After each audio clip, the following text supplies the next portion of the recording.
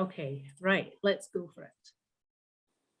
Okay, so yeah, I just thought this might be useful for you to kind of see which direction, which resources would be most useful for you, depending on kind of what you're looking at. Oh, it's quite helpful. Yeah. So, why can't I skip forward now? Oh. Ah, there we go. Okay. And again, as we were talking last week, particularly when you start to get into the kind of archival documentary research, thinking about the search terms that you use and the keywords is really important. And maybe sitting down and sort of making a list of sort of alternative spellings, that sort of thing. So Jim, I think you missed this last week, but it was just to kind of to say that sitting behind all these websites are usually big databases of information. That's what you're searching for. So just be aware that there's likely to be errors in those databases, and sometimes you get results that you're not expecting. They can have spelling errors, they can have mistranslations, mistranscriptions. And so a kind of a good example of that would be if you're looking for James McDonald, for instance, and you put in a Mick rather than a MacDonald, then you'd get a different result there. So kind of thinking through those alternative spellings and stuff can be really useful to do. And also, when depending on the site that you're looking at, it's worth looking at the options under advanced search to see if there's ways that you can kind of start to narrow things down. So just each site you're on, just having the first thing you do is have a little explore around the kind of search options, and it makes it a bit easier for you. And obviously, if you're in an archive or in a library, then yeah, go and talk to the staff or email them if you're not actually going in person. They're generally really super helpful. Okay, so we've been through all the map stuff. Sorry, I'm just skimming through this. And then last week we had a look at images. So we looked at Scran, we looked at Canmore and the Glasgow story. And there's that Scran password. Again, you'll get all this in the final kind of package. Hi, Mark. And today we are going to have a look at resources for sort of documentary research. And I know this is a horrendously long list here. We're not going to be looking at all these, but we will have a quick look at Scotland's places. We'll probably not look at Scotland's people. That's a site for people who are genealogists generally. They're looking for births, marriages, deaths, that kind of stuff. But it's a paid for service and it's quite expensive. I think maybe some of the libraries allow you to access that site without paying for it. But if you're doing work at home, it's all paid for and it's quite expensive. So we'll set that one aside for now. The other one that we will look at today, and it is a paid for service, but I have a login for the West Boathouse project and I'll share that with you and you can use that as much as you like. So that's the British Newspaper Archive. We will have a quick look again at the National Library of Scotland. So we've looked at that site before, but only specifically at the maps section, and obviously it's a much bigger site. We'll have a little look at what's on there, and we'll have a quick chat about the Scottish Archive Network and the National Records of Scotland. The other three on the list there, Archives Hub, that's specifically archives that are held by academic and kind of university sources. So, Glasgow Uni Archives, or, they have a big business archive repository there, or Edinburgh Uni, whatever that would all be in there. The National Archives, so you might, if you're struggling to find something in the National Records of Scotland, it's worth having a look in the National Archives. Sometimes things will pop up there too. And Glasgow City Archives have some of their material online as well. So I'll have a rattle through them. So Scotland's Places is a good starting point, and that pulls together data from the Royal Commission on the Ancient and Historical Monuments of Scotland. So Canmore, basically, which we had a look at the other week there, the National Records of Scotland and the National Library of Scotland. So it's pulling together all those sources. Again, it's that kind of one-stop shop thing. And they've got a lot of material in there. So there's some photographs, there's some archaeological records and drawings. About 90% of it relates to taxation records, which on one level probably doesn't sound that interesting, but can actually give you a lot of insight, particularly, you know, if you're looking at a particular place, for instance, then records associated with window taxes or horse taxes or whatever will give you an indication of the kind of status and wealth of that particular family or whoever's kind of staying in that house or wherever you're at. They also have the Ordnance Survey name books, which we had a brief look at in relation to maps. So that was when they did the Ordnance Survey first edition mapping, they also sent out, alongside all the cartographers and the surveyors, there was also a team of researchers went out with them, and they would speak to local landowners, and you know, your kind of your local worthies, your ministers, your doctors, to get more information on each individual place that they were mapping. So it might give you like alternative spellings or a little bit about the history of the place, that kind of thing. And there's various publications in there as well. National Library of Scotland. So again, a lot of that material will be pulled and included within the Scotland's Places site. So I would say that's a good place to always start, and then you can start kind of drilling down. It is the Legal Deposit Library of Scotland, and it has a copy of every book, map and music sheet published in Britain. There's a lot of material in there. There's also, I think I mentioned this before, the Moving Image Archive is also hosted by the National Library of Scotland. That's a great site. I think we looked at that briefly last week, but there's a lot of material online. They have a ton more stuff actually available to watch at the archive in the Kelvin Hall. So opposite the Kelvin Grove Museum, you can just wander in, take a seat and have a search through the full catalogue, watch, you know, films all day. It's really comfy. They've got air conditioning. That's another big selling point. But they've got a fair bit of stuff online as well. There's about, I think it's more than that now, about 2,500 clips and full length films, but you can access the full catalogue online. And there's a bunch of other stuff as well. So again, depending on what you're looking for, you can access the statistical accounts of Scotland through this site here called Adina. I need to update that actually, because that's now the Moving Image Archive. Ancestry is another kind of genealogy website, and I know a lot of people use it. Oh, sorry, Jim, you've got a question. If you heard of Vision of Britain, yes. .org.uk, it's very, very good. Yeah. Yeah, so I'll add that. Well. I'll add that in as well. It is very good. It can be really expensive to buy prints from. So I usually use the National Collection of Aerial Photographs. Yeah, it's free just to roam about and exactly. You get can a lot of info. Very expensive to buy stuff, but you know, who's going to buy stuff unless you're really into maps? Yeah, exactly. Yeah. Yep. No, that's a cracking site. If you're particularly interested in buildings or in architects, there's, you know, these are some of the kind of more specialist sites. There's also, it's worth checking out those sort of local interest groups and newspapers and things. So Facebook groups are often quite active and will post a lot of material, and obviously, you know, city archives, they have their own Facebook account, so they'll be putting stuff out. You just have to be quite careful when it's folk just kind of punting stuff up online to double check the source, find out where the original one came from. Sometimes people just post stuff and yeah, they're not very sure where it's come from.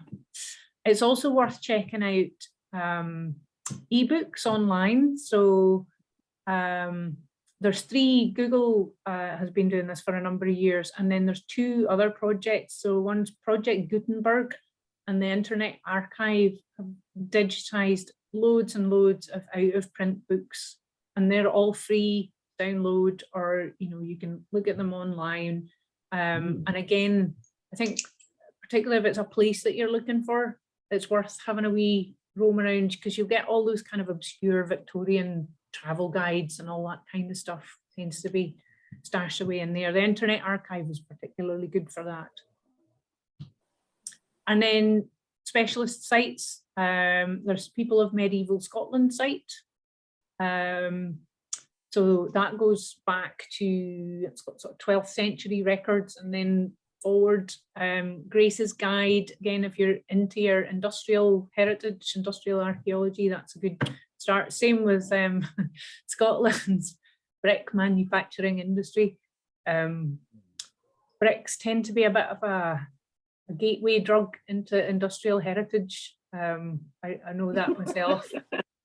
No, it's true. I've seen it a million times. You get a volunteer on an archaeology site or something, and they'll go, "Oh, I found a brick. It's got a, it's got a stamp. It's got the maker's mark on it," and you go, "Yeah, go and do a wee bit of research on that site." Oh, I know I might be laughing, but I know they can actually tell how old the brick is from the ingredients that were used and stuff like that. So even though I'm laughing, I know it. You're not joking. No, I'm not. I know a lot of people who've disappeared down that rabbit hole, never to be seen again. So, and yeah, there's also a lot of these sites have kind of some really good supporting essays or help available online. If you're stuck, not sure what a sazine is, or some of the kind of legal terms that you get in a lot of documents, you'll get support with that. I really like the Ordnance Survey place name studies site. If you're wondering, oh, what does that place name mean, or get in your ear to kind of tune into some of the kind of like Gaelic place names and all that kind of stuff, it's worth having a wee look. So I'm gonna stop. Stop that share for now, and we'll just open up the other tab. Oh, it's gone full screen. Sorry about that. Mark, I should explain, I'm wearing dark glasses. Yeah. Because I forgot my prescription glasses, like my regular glasses at home. So this is why I'm looking like a weirdo. Like Greta Garbo. Just so you know. Okay, right. So let's have a quick look at here's Scotland's places. So I'll just go back to the front page. Oh, that is the front page. For that. So this pulls together sources from National Records Scotland, National Library of Scotland, and oh god, what's the other one? There's 3 of them. It's totally fallen out of my head. It's another big national one. But again, kind of a good one-stop shop to start with. So let me think.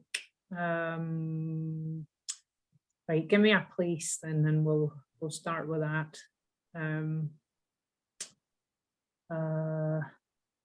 Who's been on holiday in Scotland recently? Been anywhere interesting? Oh, my sister. My sister lives at West Linton, which is lovely. It's a very old little town. Shall we see what's in there for West Linton?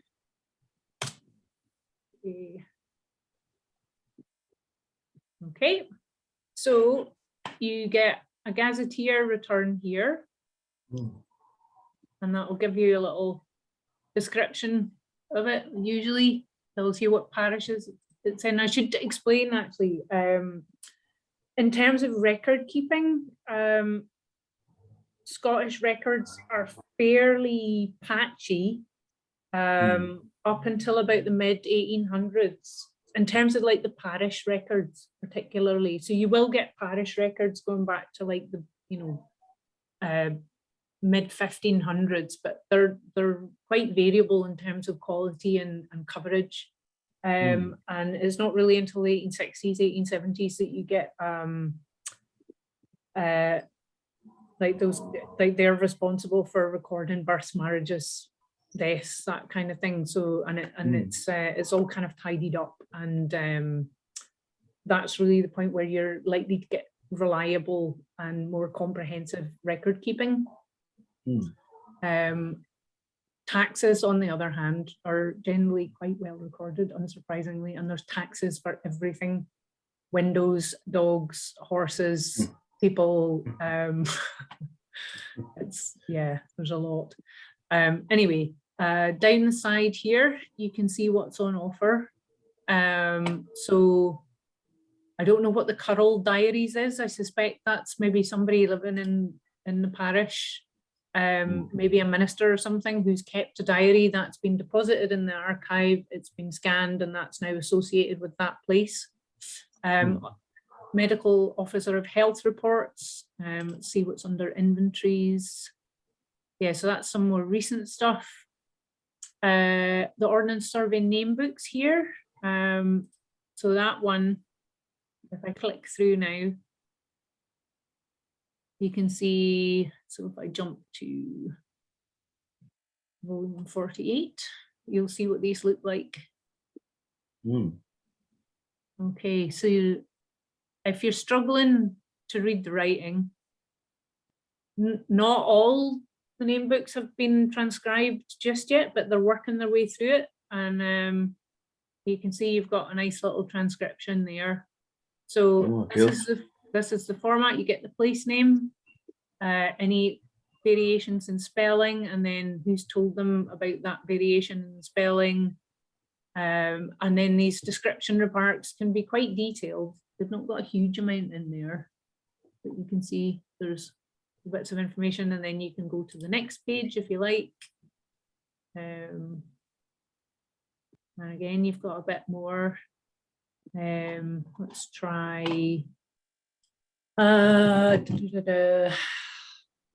I'm going to go for, just because I was looking at this the other day, so the Clutha Boathouse in Hutchisontown was the first purpose-built rowing club boathouse. Oh no, it's not come up. Typical. I'll just try Clutha and see what comes up. That's maybe in two. There we go. Okay, so it was the first rowing club boathouse built in Glasgow, like purpose-built, and it'll pop up. Let's see. Popped up 4 times. Which one is it? Oh, that's because I've typed in Clutha. So you'll get multiple, you know, if there's like a Clutha Road in Aberdeen or something, that would pop up. But there's Clutha Ironworks. Hey, there we go. So in volume 28, here's my boathouse. And kind of tricky to read. And you can download quite high quality versions of these images, these scanned images as well. You can click on the download there. And yeah, there we go. A neat brick building where small pleasure boats are lent out on hire at 6 shillings an hour. So there you go. Okay, so so you can access that just through a simple search there. You've also got a map base. Oh, sorry, the map base is on the about page, isn't it? So I could go in, no, where is it? Annoying. There we go.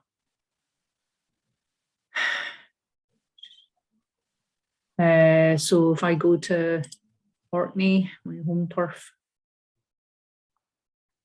you know, if you go for a general search, for instance, it'll show you like the kind of range of material we've got in there. So there's maps, there's an architectural drawing, there's some photographs.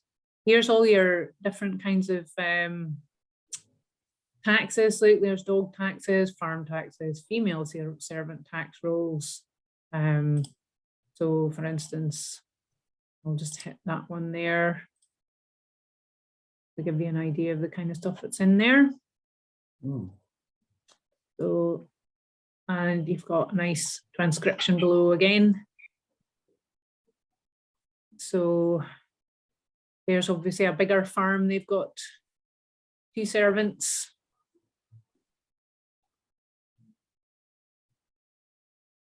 And then duty paid.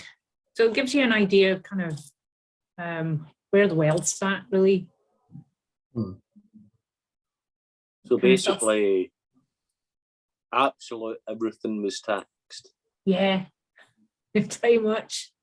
And windows as well. You'll know all about the window tax. There's another one, carriage taxes. I'm seeing Curl there again. I'm trying to think. I have more about the Curl diaries. I haven't come across that before. Okay. That's where Glasgow would be recycling is. The fact the industrial estate there is called Curl Industrial Estate. It's spelled the same way as well. Let's Don't know see if you that. have any. Yeah. Oh, here we go. So Alexander Curl was Arkham secretary between 1908 and 1913. So he's kept a diary or a kind of journal, private journal of a wandering antiquary. So yeah, that'll be full of references to historic sites and archaeology and stuff. So if you were looking for more information on a broch or a cairn or something, then that might give you a bit of information about that. So that's Scotland's places. We'll have a quick look. This is Scotland's people. I'm just going to log in very quickly just to show you, but just be aware it is really pricey and it's too easy. Oh, I don't have my login details on this one. Let me see if I can remember it. It is really pricey and it's really easy to run up quite a big bill.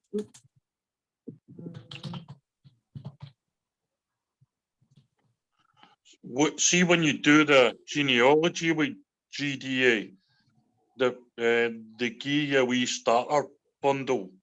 Oh, that's good. Tokens. I did it with a professor from Glasgow Uni a couple of months ago. They gave you a wee kind of package of 30 odd tokens to start with, just to feel about, you know. Yeah. Okay, I'll just show you how this works. So you can go for a simple search. So I'm gonna put my mum in. Well, I'll put dad in. And you can bracket the dates. So for 1942. 1970, and we're lucky here because he's got quite an unusual first name, Ingram. If he was called Jim Smith, you'd end up with quite a lot of returns, but again,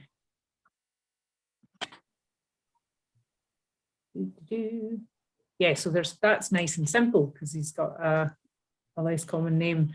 So it's telling me I've got 5 results in one category. So there's 3 births recorded under Ingram Shearer between 1940 and 1970 and 2 marriages. That's interesting. I have to award swim about that. You've also got church registers, there's census returns, valuation rolls as well. You can get valuation rolls for Glasgow on the Glasgow Story site as well, and you can get them for free, but it can be quite hard to find individual streets and stuff. But again, you're not paying for it, so it's too bad. Legal records, so wills, testaments, that kind of stuff, poor relief and migration records, prison registers, kind of stuff. So I'm just going to have a quick look here and see what comes up under births. Okay, so that's him there. Just tell him there's There's 2 other Ingram shearers out in the world there. So if I was to then jump through, if I'm confident that that's the person that I'm looking for, then I would order the certificate, and that's the point where you get charged for the credit. So you need to be quite, you want to refine your search as much as you can before you start paying for it. And if you've got somebody with a more common surname or first name or whatever, it can be a bit tricky. You can also, so we just did a simple search there. But again, you do the advanced people search, you can start to narrow it again a little bit. My mum has always wanted to find out. Now, I think it was a great aunt of hers that was born in Bath, and she was known as Queenie Knight. Oh, shall we try? Yeah. We'll have a look. Yeah, but if she was born in Bath, it'll be Scotland people won't help, but you know, what was her second name? She was known as Queenie, and second name is Knight. So that's K-N-I. That's the way Knight is spelled. Wonder what Queenies. I wonder. That's the other thing. If you think about some of the names, you know, if you've got a Betty, they're probably under Elizabeth, or I'm not sure what we can try. Queenie. Yeah. Do you have a date range? I don't. I mean, we're talking. Auntie, yeah. 1900s. It's a great aunt on my mum's side. 1900s. Yeah, it would be. Well, let's see what comes up anyway. She's been trying to look, and I've been trying to look as well, but I can't find anything. Doogie, see if you go to familyself.org. That's the LDS family history search. It's the biggest index of family births, deaths, and marriages in the world. Oh, what's it called again? Familysearch.org. Family search, okay. It's basically a Mormon church, and that's the resource in life to gather information for every birth, death, marriage in the world. And they've got the biggest index anywhere. Ah, cool. I'll give that out. Yeah, I mean, to be honest, genealogy is a whole nother, like, that's another 2-3 sessions in itself, and I'm not an expert on like family history stuff. So, but you said GDA already did that.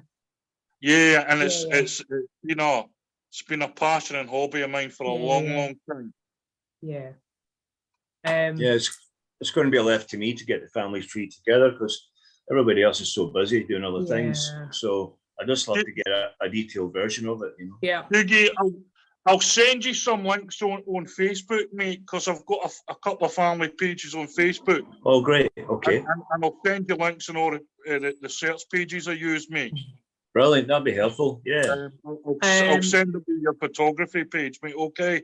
Yeah, brilliant. Thank you. Appreciate that. We'll have a quick look now at the British Newspaper Archive. I know Google has started digitizing some newspapers. If you go to Google historic newspaper, you just Google historic newspapers, it'll bring it up. But again, the quality is not great and the coverage is pretty patchy. To be fair, the British Newspaper Archive isn't comprehensive either, but it's a decent quality service, and I already have an account set up for it for the project, so I'm happy to share that login.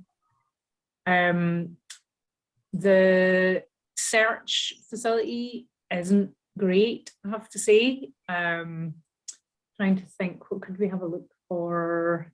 What about Glasgow Garden Festival, maybe? Because it's in my head. Just to show you. So if I have a look down the side here, you can refine by date range. So if we're talking about the one in 1989? 88. I can narrow that down to between firstly 1950 and 1999, and then get it down again, and then into 1988. And then it's got a list there of which newspapers are covering it,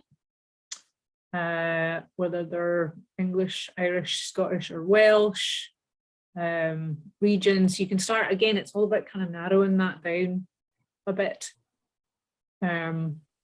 Whether an article is illustrated, so I will tick that and see what happens. And then something catches your eye.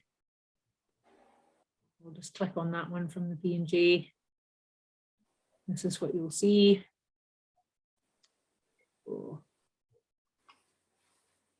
Actually, I had absolutely no idea this sort of archive existed. it's quite handy. So there's the PDF of the page, and there's a little viewer here, so you can kind of zoom in and zoom out. You can also download the PDF, so you get the whole thing. And some of them have transcriptions of the article, because obviously these, what you're seeing in this window here is just a scan. And sometimes they're a bit, particularly some of the older newspapers are like really hard to read, but yeah, just be aware that, again, the transcriptions are automatic. I think for the British Newspaper Archives, they'll use like optical character recognition. So there's a lot of errors in it and you'll get some really weird kind of mistranslations. But anyway, that is the British Newspaper Archive, and you can also search by newspaper. So I'm just gonna get rid of those filters for a second. And if I go home, I should be able to see them all.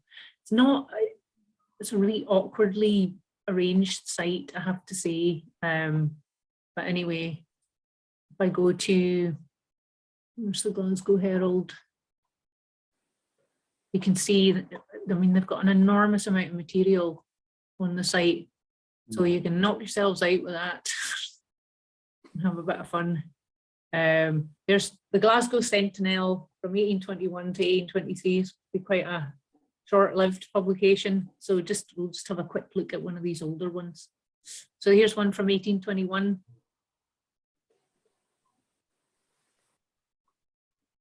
Finally comes up.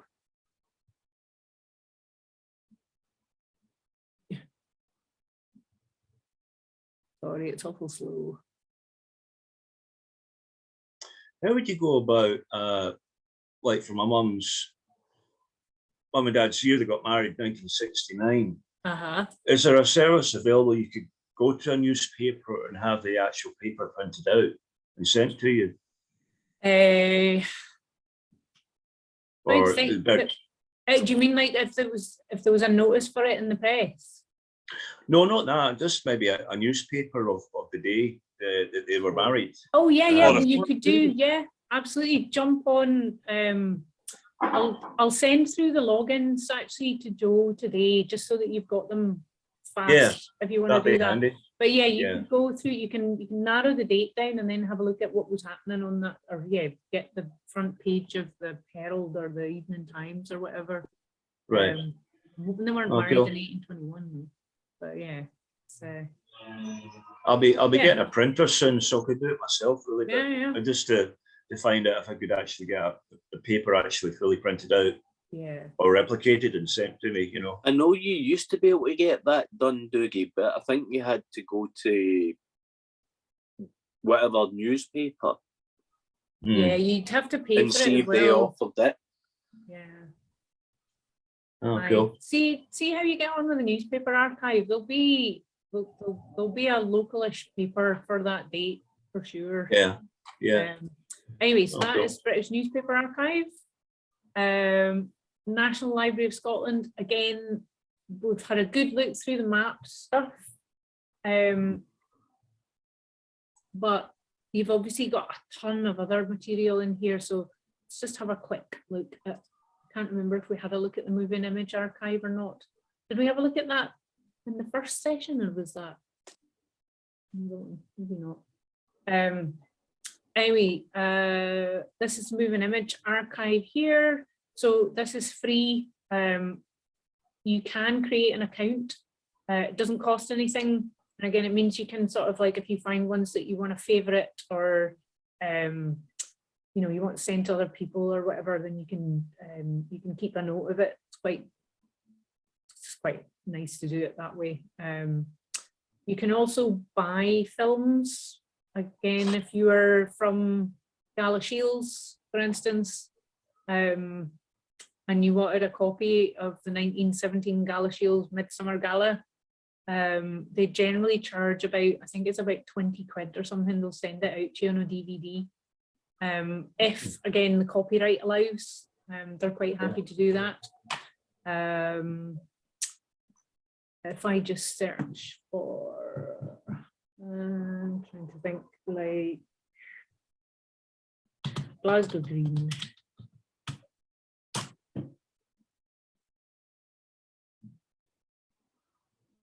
Then here's the returns here, and again you can filter and refine your search down the side here.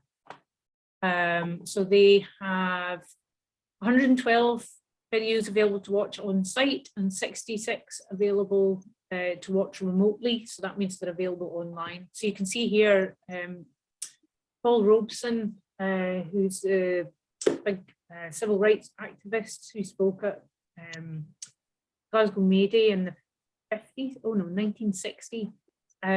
You could watch that at the Kelvin Hall, but it's not available online. Whereas this one here, a May Day March in 1987, oh, not available to view remotely, that's annoying. And it will tell you what's in there. I need to find one that you can watch. Yeah, so this one you can, and that's going back to 1918. So that was Green's film service, who were really active in Glasgow at the time. So tons of stuff again here, National Library of Scotland. The Scottish Archive Network, I wouldn't necessarily, I don't tend to use that too much, partly because they're redoing the site. You can see it looks really dated now, but it does have an online catalogue, and they have a great set of research tools. So it's worth having a look through that. So for instance, they've got a Scots currency converter. You know, Scots currency is different from what was used down in England for a while. So actually converting monies and stuff are useful for that. Or there's like a glossary of terms. So if you don't know what oh my God, I don't know what any of those are. But yeah, if you come across a technical term, you know, wow, element, for instance, or airship, my God, there's all kinds of stuff in there. Usually legal terms, then that's a good place to go and get, you know, really solid information. And online catalogue is yeah, actually they're doing it at the moment. So I'll show you National Records of Scotland instead. So use the Scottish Archives Network for helping you with terms around about archives. If you're actually doing a search, use the NRS site. And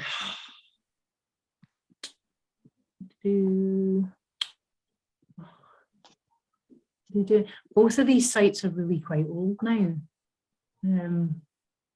Research. They've been promising to do them up, catalogues and indexes, for ages, but it's not. There we go. I'll put the right link in. And I just click on the search there. And if I go for, well, let's just type in Glasgow Green again, see what comes up. 519 results. And it'll give you a short description and then the reference So they don't tend to have stuff online. It'll give you the reference and the location for that resource. So, so there's somebody that's been done for nicking something in 1827. So if I click on that, and it'll tell you that it's held in the National Records of Scotland. There's the codes, the date, and a little bit of information about it. So a weaver from Green Street in the Calton, or they're usually arranged off by date. So we'll go a bit further. Yeah, a lot of stuff there. Yep, theft. Not sure what precognition is.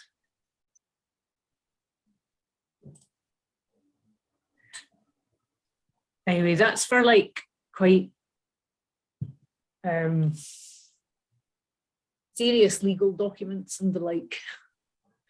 And you would go through other stuff before you got to the National Records Office. Generally, depending on what you're looking for. We'll just have a quick, because it's getting to 5:02 already. How does the time go so fast? We'll just have a quick look at the Internet Archive as well.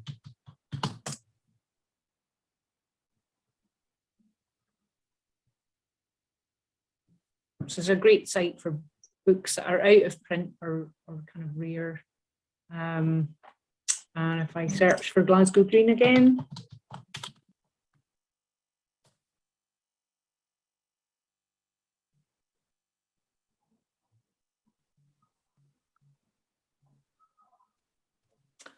and there's Elspeth King's book. So yeah, I don't think that's out of print, but anyway. See if I can find something a bit older.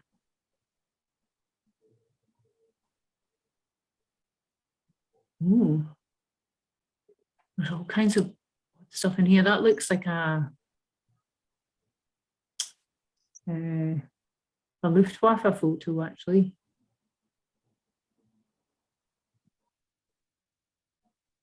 Yep, a big target on it. There's all kinds of stuff in there, as well as, you know, it's not just textbooks, there's photo books and all kinds of things. So worth having a wee look in some of the more kind of unusual sources.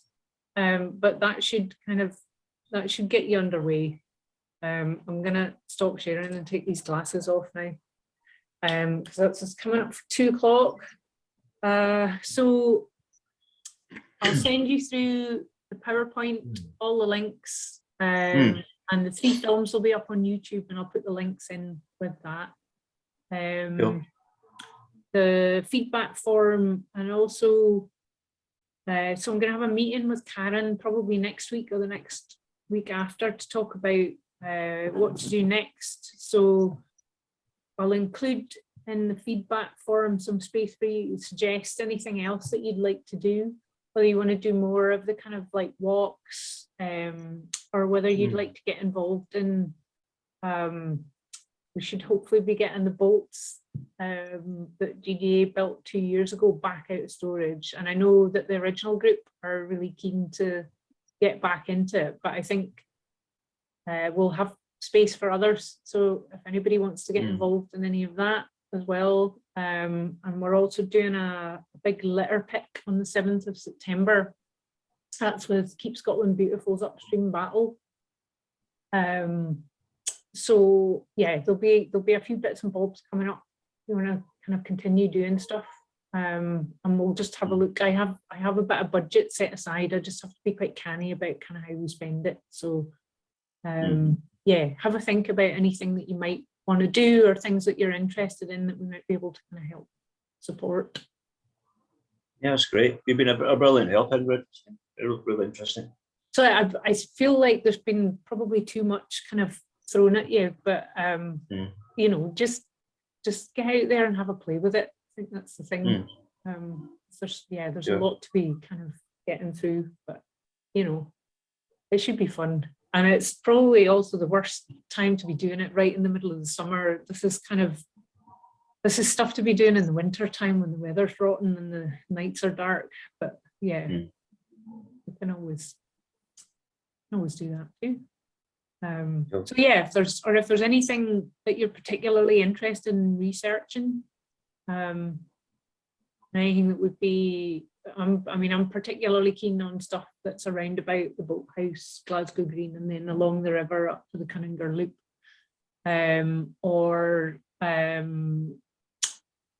stuff relating to kind of environment and heritage. If that's something that you're interested in or interested in doing a bit of research around about, then let me know. But I'll pop that all in the form. And hopefully I've not put you off too much. No, it's been great. We want to do a bit more. I know I'd been saying to Karen anyway about letting you know, see if you were doing the community litter picks and you were just looking for bodies. Just let me know. Brilliant. Yeah. No, I'll definitely keep you posted on that. I think we've got a meeting with Keep Scotland Beautiful on Monday, and should have things pinned down a bit better by then. But I know they've got this Climate Week of Action thing at the start of September. So the 7th was the date that we were offered, and it's kind of awkward for a lot of people having it through the day on a weekday. But that's kind of what we're stuck with, and it means that the schools can get involved as well. So that's a help. And I'll keep you posted. The boat, well, actually we have the boats built. It's a case of getting some wee odd jobs finished off. One of them's got a slight hole in it. Yeah. It's a tiny little hole, but and finishing off like the oars and a few other bits and bobs. So yeah, if you wanted to get involved in any of that, let me know. We'll probably end up doing that actually in the Boathouse, and probably towards the end of the year, which isn't ideal weather-wise, but it's we should have the space in there to be able to work okay. I'm a certified lifeguard, in case that helps. Well, anybody gets in trouble. I don't. Hopefully, we'll not have anybody actually in the water, but on it rather than in it. Yeah, that's generally the goal. But anyway, and yeah, thank you very much for coming along. And no, thanks a lot, England. It's been good. Yeah, thanks, Ingrid. That's all right. And yeah, we'll see you soon, hopefully. Okay. I'll all right, cool. Let you go for now. See you all later. All right. Yeah, it's great. Ingrid. See you later. Thank you for that. Thank you. Bye. Bye then.